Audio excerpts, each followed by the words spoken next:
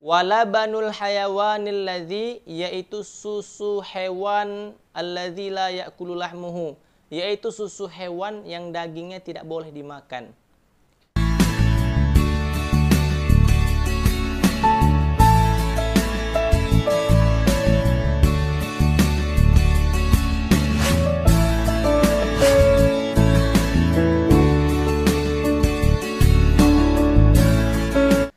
Assalamualaikum warahmatullahi wabarakatuh. Alhamdulillahi wa kafa, wassalatu wassalamu ala habibil mustafa Sayyidina Muhammad wa ala alihi wa sahbihi ahli tuqa wal wafa. Subhanaka la ilma lana illa ma 'allamtana innaka antal alimul hakim. Rabbi shrah li sadri wa yassir li amri wahlul 'uqdatam min lisani yafqahu qawli, amma ba'd. Ma'asyiral muslimin rahimani wa rahimakumullah. Pada kesempatan kali ini kami akan melanjutkan pembahasan kitab Mabadi'ul Fiqih jilid 2 pada bab an-najasatu, yaitu bab najis. Kalaulah kemarin kami telah membahas bab tohara, maka sekarang kami akan membahas bab najis. Langsung saja kita bahas atau kita kaji bersama penjelasan tentang najis. Bismillahirrahmanirrahim. An-najasatu, adapun macam-macam benda najis. Soal, man najasatu, apa saja benda-benda najis itu? Jawab, hiya ad-damu, yaitu yang pertama darah. Ad-damu artinya darah. Jadi yang termasuk najis ini adalah darah. Darah apa saja? Ya. Darah apa saja itu najis. Termasuk darah nyamuk ketika kita memukul nyamuk, ya, sampai nyamuk tersebut mengeluarkan darah atau mati, ya, maka darah nyamuk juga itu najis. Ya, ketika kita sholat nyamuk sedang kenyang, ya, maka ketika kita pukul nyamuk tersebut, maka nyamuk tersebut mengeluarkan darah dan darah nyamuk itu najis. Ya. Tetapi kalau sedikit, ya, itu menurut ulama dimaafkan. Artinya kalau sedikit ataupun darurat, maka darah nyamuk tersebut itu dimaafkan, tidak apa-apa. Akan tetapi kalau dengan sengaja atau bahkan darah nyamuknya itu banyak atau keadaan nyamuk itu lagi kenyang-kenyangnya kita pukul, maka kita membawa najis ketika sholat dan sholat kita tidak sah. Ya, yang pertama darah, ya, hati-hati dengan darah. Seseorang misalnya terkena bisul, ya, maka darah bisul itu juga najis. Lalu bagaimana Ustadz ketika kita terkena bisul, ya, lalu sudah kita bersihkan, ketika kita sholat masih keluar darah, ya, maka sebelum kita sholat, ya, kita bersihkan semaksimal mungkin darah bisul tersebut.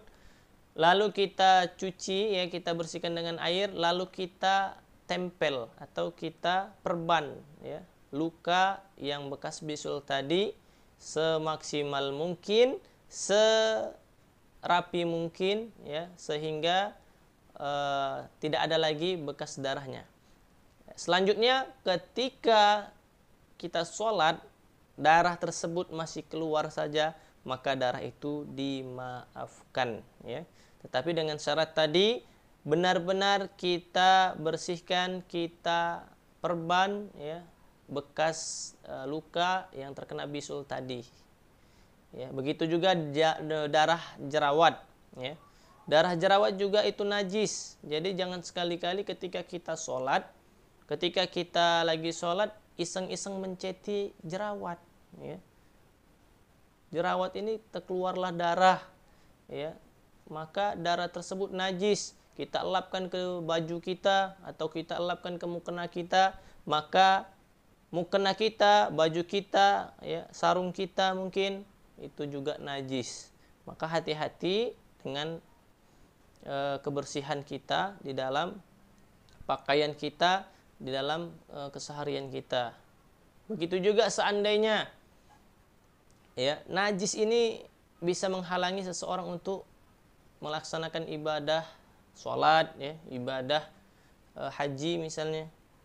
Ketika ada darah, misalnya darah haid, ya mohon maaf bagi wanita darah haid, itu ketika yang terkena darah haid itu jangan kita campur adukan pakaiannya dengan pakaian sholat kita. Misalnya kita cuci di dalam mesin cuci, ya, kita gabungkan bekas darah tadi di dalam pakaian di dalam mesin cuci tadi bersama dengan pakaian sholat kita, mukena kita, sarung kita, baju koko kita gabungkan di dalamnya. Maka satu mesin cuci tersebut, ya, karena airnya kurang dari 2 kula, maka tercampurlah dengan darah tadi, maka itu semuanya menjadi najis. Oleh karena itu hati-hati, ya, terkena darah ini harus dibersihkan sampai hilang warnanya, baunya dan rasanya. Tetapi kalau seandainya ada pakaian kita terkena darah, lalu sudah kita cuci, kita kasih sabun, kita usahakan untuk bisa hilang darah tersebut, namun karena darah tersebut sudah lama masih saja ada warna membekas, maka ya, maka semua itu sudah dimaafkan oleh Allah Subhanahu wa taala. Karena apa? Karena sudah kita usahakan, ya, sudah kita cuci sampai bersih, bahkan kita sudah sikat dengan kuat dengan kita berikan sabun atau penghilang noda, ya, Baclean misalnya. Maka itu kalau masih ada susah, ya, untuk hilangnya itu dimaafkan, ya. Maka berhati-hatilah dengan darah, karena darah termasuk benda najis. Selanjutnya wal qayhu, yaitu nanah. Ya, nanah ini juga najis, ya. Hati-hati yang mempunyai nanah atau bisul tadi, selain ada darahnya ada nanahnya, atau misalnya ada luka, yang dikena luka tersebut ada nanahnya, maka harus dibersihkan terlebih dahulu karena itu najis. Sedangkan najis itu, ya, kalau kita bawa untuk sholat, maka sholat kita tidak sah karena ada najis nanah. Sama seperti darah tadi, maka harus kita perhatikan, harus kita bersihkan terlebih dahulu. Yang selanjutnya wal qai'u, yaitu muntah. Ya, muntah ini najis karena bersumber dari dalam perut, ya. Sesuatu yang ada dalam perut kita ini kalau sudah terkeluar itu najis. Ya, yang ada dalam perut, ya, seperti iler. Ya, iler itu berasal dari dalam perut. Berbeda dengan air liur. Kalau air liur itu cuma berada di rongga-rongga mulut saja, gigi-gigi, di sela-sela gigi, ya. Tetapi kalau iler, ya, ataupun muntah itu najis. Misalnya kita pergi, ya, misalnya ibadah, kita lagi berpergian naik mobil atau kita naik apapun kendaraan, namun kita muntah, ya, muntah itu, ya, terkena baju kita, terkena pakaian kita, maka wajib bagi kita untuk membersihkan pakaian tersebut dengan air sehingga hilang baunya, rasanya, ya, dan warnanya. Oleh karena itu, kalau kita sudah muntah, maka dianjurkan untuk berkumur-kumur dengan air, ya, dengan air minum boleh. Jangan kita telan, tetapi kita kumur-kumurkan lalu kita buang. Kalau kita dalam keadaan puasa, maka itu kalau muntahnya tidak dengan sengaja, muntah tidak sengaja itu tidak batal puasanya. Akan tetapi bisa membatalkan puasa tatkala kita muntah, ya, setelah muntah lalu mulut kita ini kan masih penuh dengan najis. Najis itu bisa hilang dengan air, maka tidak bisa ketika kita hanya menelan ludah saja, ya. Ketika kita puasa, ketika kita belum berkumur dengan air, ketika kita menelan air ludah setelah habis muntah tadi, maka batal puasa kita karena itu najis, bercampur dengan najis. Oleh karena itu, sebelum kita menelan air ludah, kita kumur-kumur sampai kira-kira segar, ya. Jangan sampai tertelan airnya. maka setelah suci bersih ya boleh kita menelan air ludah kembali. Nah, itu najis ya, muntah. Yang selanjutnya wal khamru, yaitu khamr. Khamr ini adalah minuman yang memabukkan. Jadi minuman yang memabukkan ini najis ya. Karena sudah berada di dalam kitab ini sesuatu yang memabukkan itu termasuk benda najis ya. Jangankan kita meminumnya, menyentuh airnya saja kita itu najis. Harus dibersihkan, tidak sah ketika kita sholat. Bagaimana ketika kita minum najis tersebut ya. Maka na'udzubillah min dzalik ya, mudah-mudahan kita semua diberikan oleh Allah Subhanahu wa taala kekuatan perlindungan agar terhindar dari hal-hal yang dilarang oleh agama Allah Subhanahu wa taala, seperti contohnya minum-minuman khamar, minum keras dan sejenisnya yang memabukkan. Maka itu termasuk najis. Selanjutnya wal kalbu, yaitu anjing ya. Anjing ini juga najis ya. Apa yang najis dari anjing ya? Anjing ini bulunya najis ya, keringatnya najis, air liurnya najis ya, apalagi ingusnya najis. Oleh karena itu kalau terkena najis anjing, misalnya banyak kita lihat di media sosial banyak sekali anjing-anjing yang kecil ya, yang lucu, lalu dipegang, diciumin ya. Nauzubillah, itu najis berat. Artinya najisnya tidak cukup hanya dengan air saja dibersihkan ya, tetapi ada cara khusus untuk membersihkan najis anjing dan najis babi ya. Alangkah disayangkannya orang-orang yang Islam akan tetapi kurang memahami atau mungkin kurang menerapkan ajaran Islam, sehingga mereka menganggap ringan tentang najis anjing tersebut. Diciumin, dipeluk, kadang-kadang dibawa tidur, kadang-kadang dielus-elus ya, digendong-gendong, maka itu najis berat. Nauzubillahi min dzalik. Oleh karena itu apapun ya, dalam keadaan apapun kita berhati-hati jangan sampai kita terkena air liurnya, terkena keringatnya, atau bahkan terkena misalnya bangkainya ya. Itu harus disucikan dengan cara khusus. Selanjutnya wal khinziru ya, sama dengan najis anjing tadi, yaitu babi. Babi juga itu najis berat ya. Najis ini ada macamnya, ada najis ringan, ada najis sedang, dan ada najis berat. Sedangkan najis anjing dan babi ini najis berat. Oleh karena itu kita harus menjauhi, harus menghindari najis anjing dan babi ini. Selanjutnya selanjutnya apalagi, yaitu walabanul hayawanil ladzi, yaitu susu hewan alladzi la ya'kulu lahmuhu, yaitu susu hewan yang dagingnya tidak boleh dimakan. Kalau sapi itu susunya halal, karena apa? Dagingnya halal dimakan. Selanjutnya apalagi? Kambing, susu kambing itu boleh ya, karena apa? Dagingnya boleh dimakan. Susu unta dagingnya boleh dimakan. Akan tetapi apa yang bisa najis? Susu, misalnya susu kucing. Kucing itu bertaring ya, sudah bertaring buas, artinya memiliki cakar, sehingga dagingnya juga haram dimakan, dan berakibatnya air susunya juga itu najis. Jadi hati-hati tatkala kita senang dengan kucing itu lagi barusan melahirkan, lalu ketika dia menyusui kita iseng-iseng ya, kita pegang susunya, lalu keluarlah air susu tersebut, terkena pakaian kita, terkena sarung atau tangan kita, sehingga kita tidak lagi membersihkannya ya. Kita tidak membersihkannya, maka itu bisa dihukumi najis ya. Salat kita tidak sah.